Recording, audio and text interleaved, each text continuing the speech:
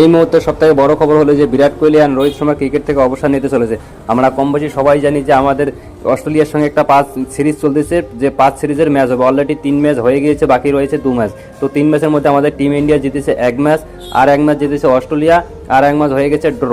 তো আমরা যদি যে 2 ম্যাচ বাকি রয়েছে এই 2 ম্যাচের মধ্যে যদি আমরা পরপর 2 ম্যাচে হেরি, তো WTC রেস থেকে একদম আমরা বাইরে চলে যাব।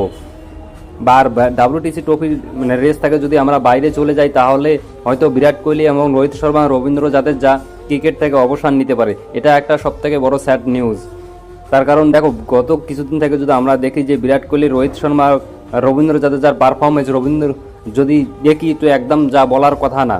হয়তো এরা নিজে ক্রিকেট থেকে অবসর নেবে, না হলে হয়তো সরাই দিতে পারে। তার কারণ BCCI নিজেই সরাই দিতে পারে। তার কারণ এদের পারফরমেন্স যদি আমরা দেখি, আর এটা একদম না কি বরাবর। তার এটা এখন সোশ্যাল মিডিয়াতে ট্রেন্ডিং চলতেছে যে বিরাট কোহলি, রোহিত শর্মা এবং রবীন্দ্র জাদেজাকে অবসর নেওয়া দরকার। তো আচ্ছা, তোমাদের কি মনে হয় যে বিরাট কোহলি, রবীন্দ্র জাদেজাকে অবসর নেওয়া দরকার, নাকি আরও কিছুদিন খেলা দরকার? তার কারণ আমরা দেখেছি যে রবিচন্দ্র অশ্বিন 20 ম্যাচের মধ্যেই অবসর নিয়ে তিনি দেশে ফিরছেন।